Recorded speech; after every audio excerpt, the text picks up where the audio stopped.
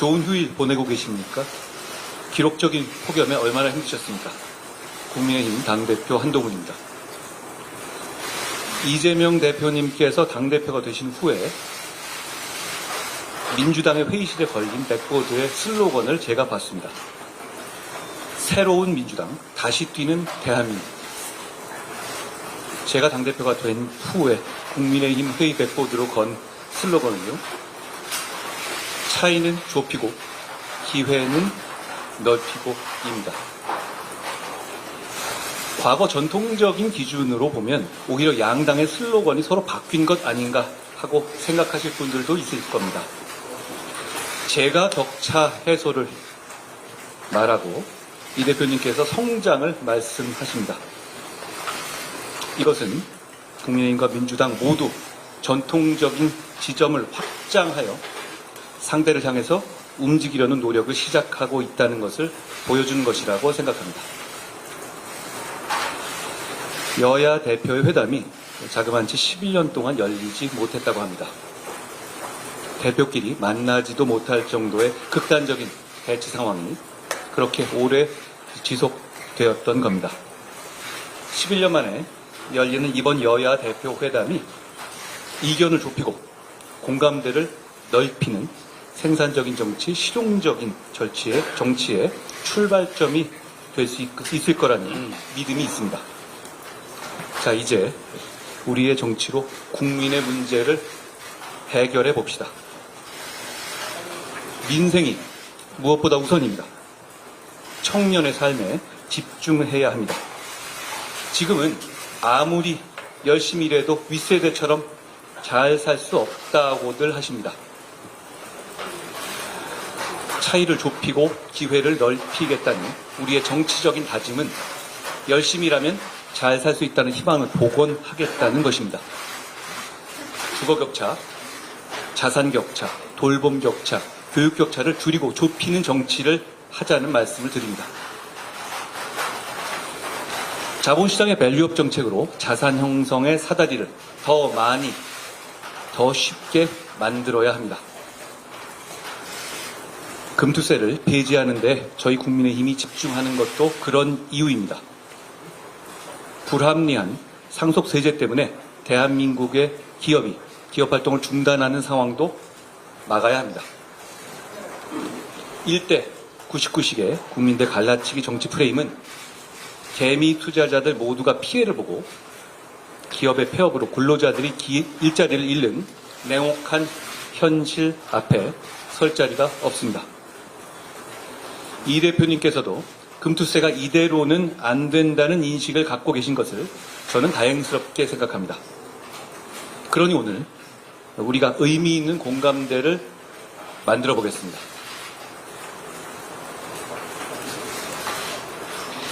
저출생 극복을 위한 법안들을 우선 처리하자는 말씀을 드립니다. 육아휴직 기간과 연령을 확대하고 배우자 출산휴가에 대한 급여 지원을 확대하며 임신기 근로기간 단축 기간을 확대하는 내용의 가정양립법, 고용보험법, 근로기준법 등 저출생 해결의 패키지 3법, 그리고 인구위기 대응을 총괄할 인구전략기획부 신설이 그것입니다. 촉법 소년 연령 하향, AI 기본법, 반도체 특별법 등 지난 국회에서 처리되지 못한 국민의 안전과 민생에 관한 시스템 법안들도 우선 처리될 수 있어야 합니다. 민주당은 현금 살포를 민생 대책으로 말씀하십니다만 쓸 수 있는 혈세는 한정되어 있고 개인들이 느끼는 격차의 질과 수준이 다 다르기 때문에 모두에게 획일적인 똑같은 복지가 아니라 모두의 필요에 맞춰진 복지를 하겠다는 것이 국민의힘의 생각입니다.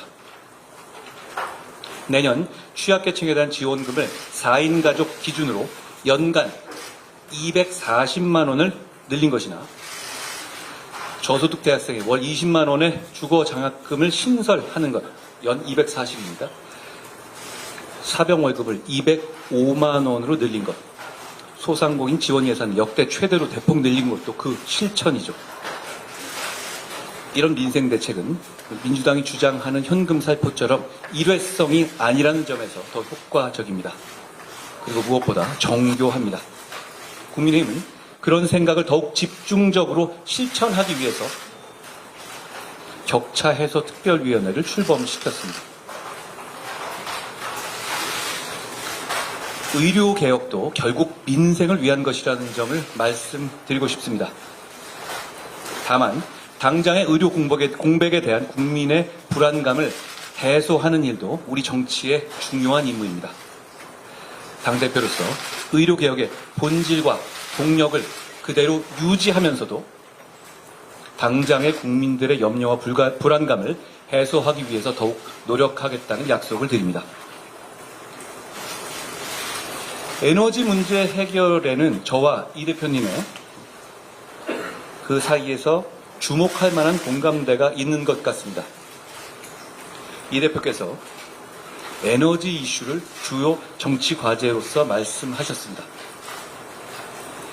저는 당대표 출마 선언에서부터 에너지 정책에서 이념의 때를 벗기겠다는 말씀을 드렸습니다. 에너지 문제를 중시한다는 점에서 우리의 생각이 다르지 않은 것 같습니다. 대한민국의 저탄소 성장과 미래 세대의 먹거리를 위해서는 첫째, 저렴하게 전력을 공급할 전력망. 둘째, 세계 1위 원자력 산업의 새로운 도약. 셋째, 신재생 등 새로운 에너지원 개발을 통한 전력의 다변화가 필요하다고 생각합니다. 전력이 핵심인 AI 시대를 대비하는 길이기도 합니다. 다만 이 세 가지 모두가 정치 사회적 갈등의 진원지가 되어 왔습니다. 송전망을 확충하고 방패장 부지를 선정하고 신재생 에너지 발전의 터전을 정하는 일은 늘 사회적으로 어려웠고 정치적으로 가로막혀왔죠. 사회적 갈등을 해소하고 새로운 성장과 도약의 장애물을 걷어내는 일, 그게 정치가 해야 할 일이지 않겠습니까? 다행히도 이런 문제 해결에 대한 공감대를 여야의 대표가 이미 가지고 있습니다. 오늘 회담을 통해서 이 대표님과 제가 에너지와 관련한 이런 정치적, 사회적 갈등을 책임지고 해결하겠다는 다짐, 에너지 공동선언을 했으면 좋겠습니다. 정치개혁합시다.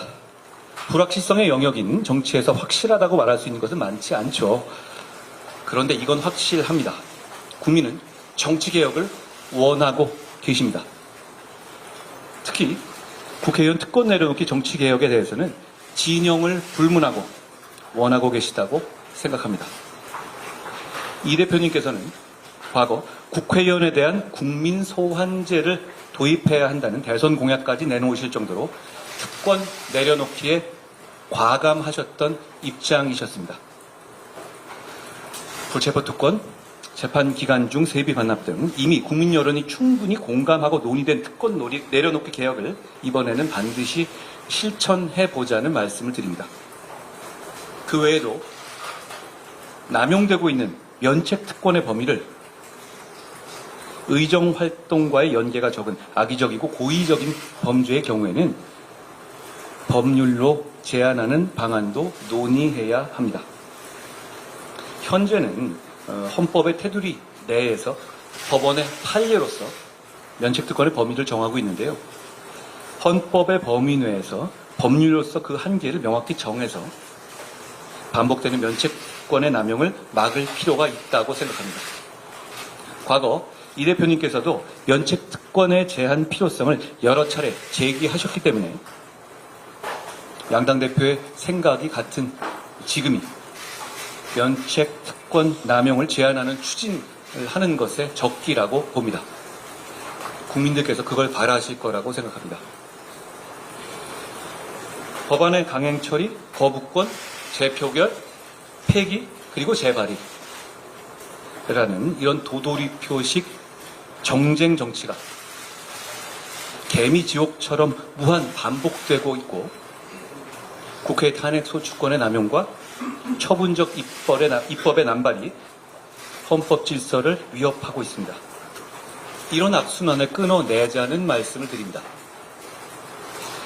사실 하는 우리도 보시는 국민들께서도 모두 피곤하지 않습니까? 최근 이 대표님을 수사한 검사에 대한 탄핵이 헌법재판소에서 만장일치로 기각됐죠. 이 대표님과 민주당에 대한 수사나 기소에 관여한 검사들을 상대로 시리즈처럼 해온 민주당의 탄핵은 곧 예정된 판결 결과에 불복하기 위한 빌드업으로 보는 분들이 많이 계십니다. 이건 재판받는 한 개인에 대한 문제가 아닙니다. 사법부의 재판에 대해서 주류 정치 세력이 불복하면 민주주의의 위기, 법치주의의 위기가 오고 국민 모두가 피해를 보기 때문입니다. 곧 나올 재판 결과들에 대해서 국민의힘은 설령 그 결과가 마음에 들지 않더라도 선을 넘는 발언이나 공격을 자제하겠습니다. 그러니 민주당도 재판 불복 같은 것은 생각하지 않으실 것이라고 저는 기대합니다. 무죄를 확신하고 계시는 듯하니 더욱 그렇습니다. 정치개혁에 관해서 한 가지 더, 지방선거 전에 현재의 거주 요건도 없을 정도로 전 세계 유례 없이 허술한 외국인의 지방선거 투표권 문제도 개선하자는 말씀을 드립니다. 이 대표님과 저의 공통점은 중앙정치, 소위 여의도 정치에 오래 물들어 있지 않은 사람들이라는 점일 겁니다. 그렇다면 오늘 우리 두 사람은 새로운 정치를 얘기할 수 있어야 합니다. 오늘 회담에서 우리 두 사람이 정쟁의 중단을 대국적으로 선언하고 미래지향적이고 생산적인 정치개혁의 비전에 대해서 합의했으면 합니다. 거리마다 걸려있는 국민들께서 피로감을 느끼는 자극적인 정쟁 현수막들도 순화하고 자제하기로 합의했으면 합니다. 국회에서 비정쟁 법안을 따로 빼내어 처리하는 민생 패스트트랙을 만들자는 말씀도 드립니다. 우리가 싸우는 걸 모두 멈추지는 못하더라도 어떤 경우에도 민생 법안들의 절차는 신속하고 정상적으로 돌아가게 합시다. 전쟁 중에도 밥은 먹어야 하지 않겠습니까? 22대 국회 첫 정기국회 개회를 하루 앞두고 열리는 11년 만에 여야 대표회담이니 정치보건의 신호탄이 되었으면 합니다. 회담을 준비하면서 저희의 생각을 정리하고 상대방의 입장을 이해하기 위해서 노력했습니다. 무엇보다 당의 대표인 우리 두 사람의 역할이 중요하다는 것을 느꼈습니다. 한 달에 한 번이나 두 달에 한 번 정도로 대표 회담을 정례해야 할 것도 제안 드립니다. 국민들께서 그래도 정치가 계속되는구나 하고 느끼실 수 있게 말입니다. 저는 선당 후사가 아니라 선민 후사하자고 말해왔습니다. 오늘 국민만 생각하고 허심탄회하게 대화하겠습니다. 고맙습니다.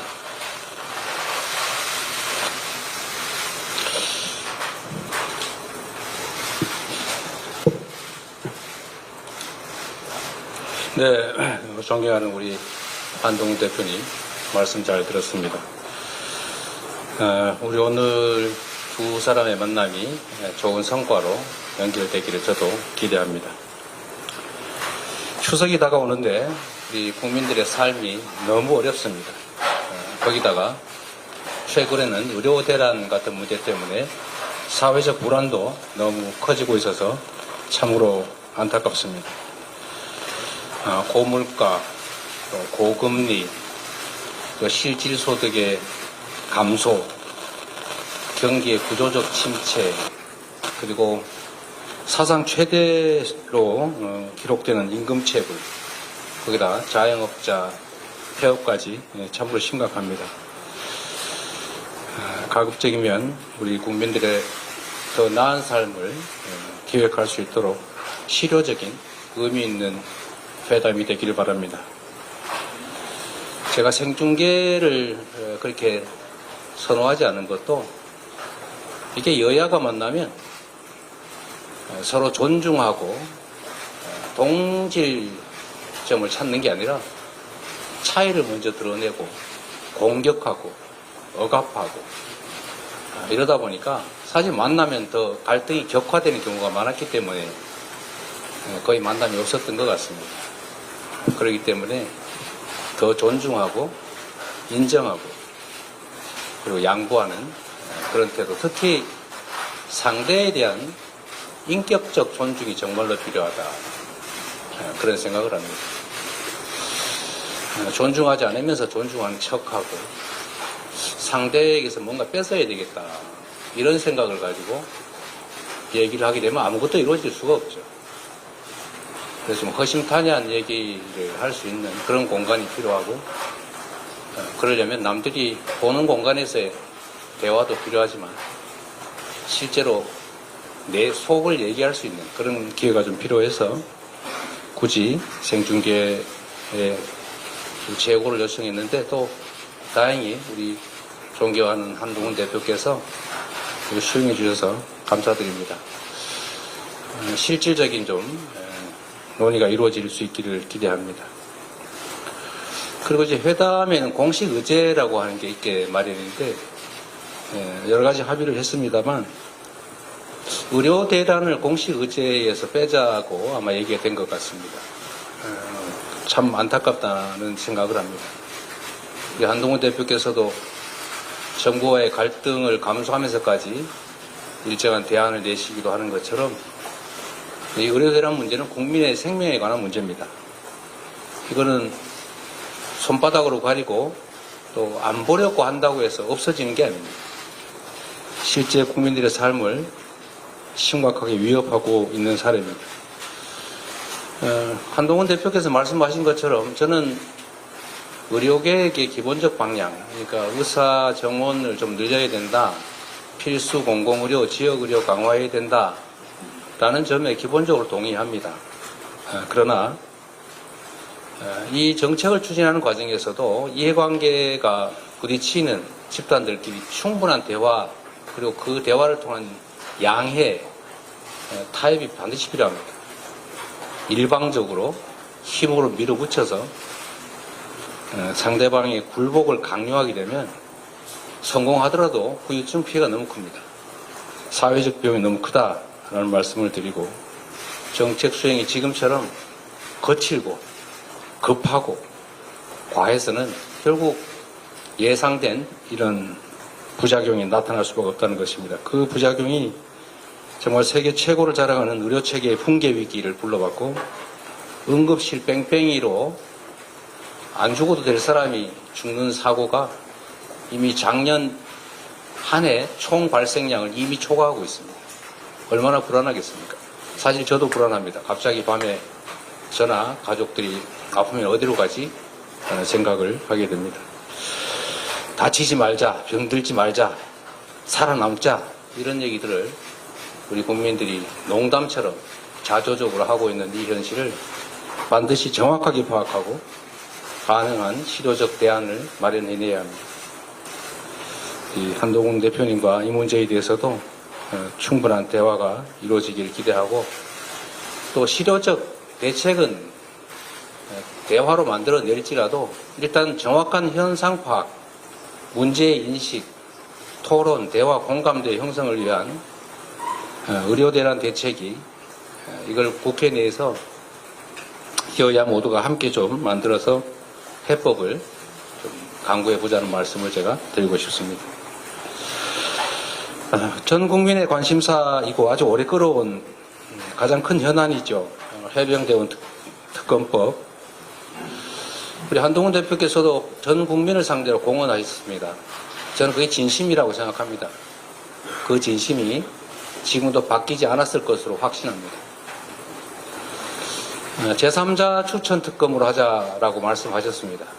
저희가 적극적으로 검토하겠다고 말씀드렸습니다. 또 조건을 하나 더 붙이셨는데, 증거 조작, 이것도 특검하자. 하시죠. 괜찮습니다. 저희가 수용하겠습니다. 이제 결단하셔야 됩니다. 입장이 난처한 거 이해합니다. 그러나 공당이란, 또 국민을 대표하는 정치인이란 자신이나 개인 또는 주변의 특별한 문제 때문에 국민적 대의를 벗어날 수는 없는 것 너무 잘 아실 겁니다.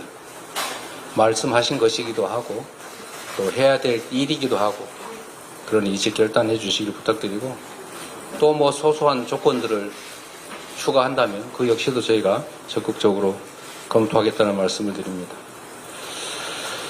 전 국민에게 소비 쿠폰을 지급하는 전국민 민생회복지원금도 저는 적정한 선에서 우리가 대화로 타협했으면 좋겠습니다.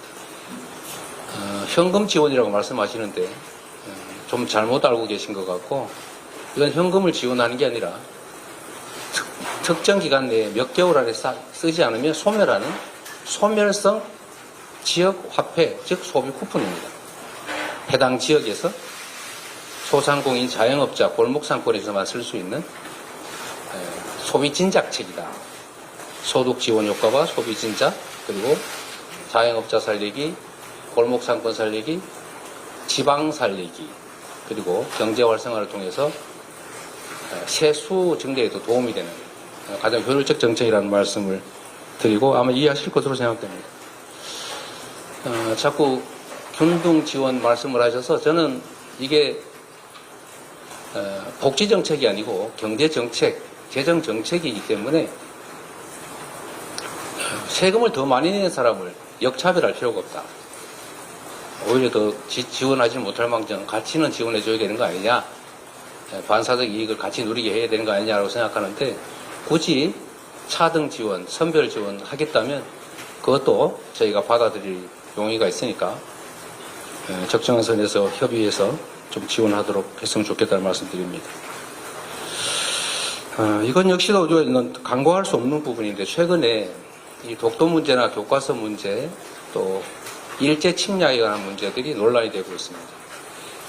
국가의 구성에는 3대 요소, 영토, 주권, 국민이 있습니다.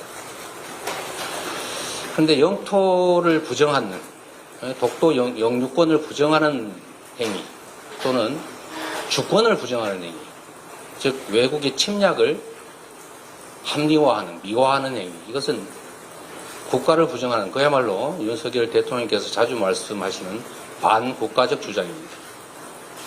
이런 반국가적 주장에 대해서는 형벌을 과하는 것은 표현의 자유 측면에서 과하다고 할지 모르겠지만 최소한 공직을 맡기는 부적절하다라는 생각에서 공직 취임을 제한하는 법안을 저희가 준비 중인데 협조해 주시면 좋겠다는 그런 생각 가지고 있습니다. 정치개혁에도 많은 말씀을 해주셨지만 저는 국회의원의 특권 얘기도 중요하지만 상응하는 대통령의 소추권에 대해서도 같은 차원에서 접근해야 된다고 생각합니다. 이게 행정 독재 국가로 흘러갈 위험성이 매우 높습니다. 법 앞에 평등을 말씀하시던데 제가 보기에는 법 앞에 형식적으로 평등할지는 몰라도 검찰 앞에서는 매우 불평등합니다. 사람 따라 법의 적용이 완전히 달라지고 있습니다. 이런 측면에서 정치개혁은 심각하게 함께 논의하되 형평성 있게 심도 있게 논의하는 것이 꼭 필요하겠다 이 말씀을 드립니다. 특히 최근에 계엄 얘기가 자꾸 얘기되고 있고 종전에 만들어졌던 계엄안에 보면 계엄 해제를 국회가 요구하는 것을 막기 위해서 국회의원들을 계엄 선포와 동시에 체포 구금하겠다라는 그런 계획을 꾸몄다는 얘기도 있습니다. 이거 완벽한 독재국가 아닙니까? 이런 문제에 대해서도 우리가 오히려 더 심각하게 고민해야 된다. 정치적 공세가 아니라 국가와 국민 그리고 이 나라의 미래를 위해서 합리적이고 모두가 동의할 수 있는 안들을 만들어야 된다고 생각합니다. 물론 합의가 쉽지 않습니다. 저는 그 중에서도 합의되는 실현 가능한 것부터 먼저 하자 이런 입장을 언제나 가지고 있고 그래서 정치개혁과 관련해서는 우리 한동훈 대표께서도 공개적으로 약속하셨던 지구당 부활 문제만이라도 우선적으로 좀 처리했으면 좋겠다 그 생각이 듭니다. 정치에서 말은 정말로 중요하죠. 실질적, 실효적 논의가 되길 기대합니다. 저는 정부도 정부지만 여당의 역할도 매우 중요하다고 보는데 지금 쌀값, 한우값 문제가 심각합니다. 이거는 결국 식량 안보 문제와 직결될 수 있는데 20만 원 쌀값 약속을 안 지켜서 현재 17만 원대까지 떨어졌는데 이러다가 대한민국의 식량 주권의 위협이 오지 않을까 걱정됩니다. 실질적 대책을 좀 마련하길 기대하고 또 한편으로 RE100이나 탄소 국경세를 대비하고 또 미래 산업 전환에 대비하기 위한 재생에너지 기반 확충에 대해서 아까 또 말씀을 해주셨기 때문에 저는 가능한 실질적 합의를 끌어낼 수 있겠다는 기대를 합니다. 인공지능 시대를 대비하는 반도체 또 미래 과학기술 투자 역시도 함께 얘기해서 실질적인 대안을 만들어낼 수 있을 것으로 기대하고 함께 논의해 보겠습니다. 아까 금투세 말씀을 해주셨는데 역시 이것도 저희가 함께 얘기할 수 있을 겁니다. 그런데 금투세는 금투세 자체가 목적이 아닙니다. 대한민국 주식시장이 비정상이기 때문에 세계 대부분의 국가들이 가지고 있는 금투세를 지금 적용하면 안 그래도 비정상인 대한민국 주식시장이 문제가 생길 수 있으니 이걸 좀 교정하자, 보완하자 이런 차원에서 한 얘기 아닌가 싶습니다. 막연한 세금 깎아주기는 아니라고 생각합니다.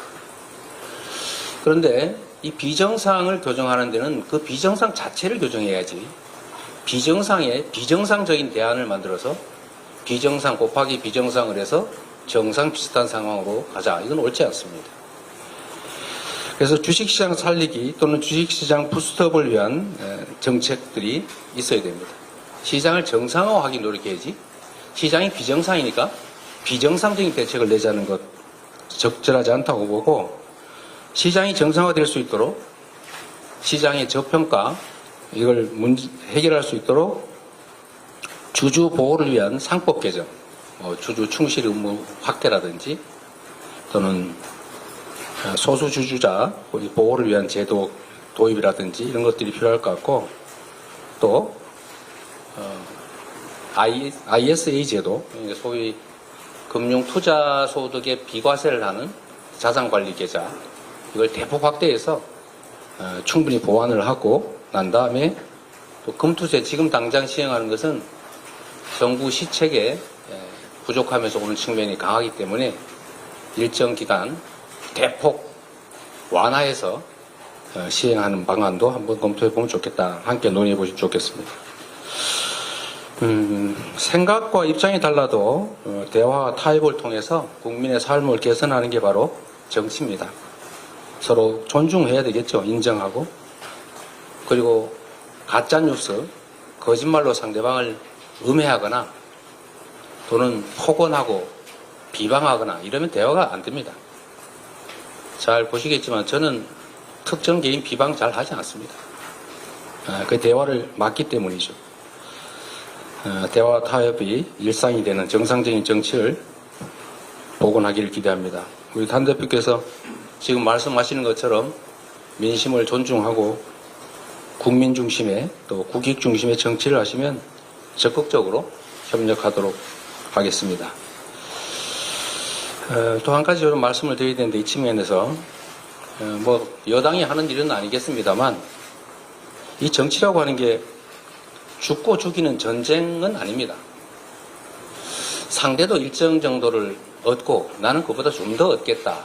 또 다른 것을 얻겠다. 이렇게 하는 게 정치죠. 제거하는 게 가능하겠습니까? 그런데 최근에 이 전 정권에 대한 정치 보복이라고 볼 수 있는 그런 과도한 조치가 좀 많아지는 것 같습니다. 이런 것들이 결코 실정이나 또는 정치의 실패를 덮지는 못한다라는 말씀 드립니다. 지난 본회의에서 여야 합의를 통해 전세사기 특별법 같은 민생법안 처리가 됐습니다. 숨통이 좀 트였습니다. 한동훈 대표께서 말씀하시는 것처럼 양보하고 타협하는 정치를 복원해야 되고 가급적이면 차이를 드러내기보다는 공통점, 같은 점들을 좀 찾아내기 위한 노력을 하고 그 같은 점들을 실천하는 그런 출발점이 되기를 기대합니다. 그런 면에서 보면 우리가 대선이든 지방선거든 총선이든 무수히 많은 공약들을 합니다. 이 중에 여야 간의 공통 공약이 있습니다.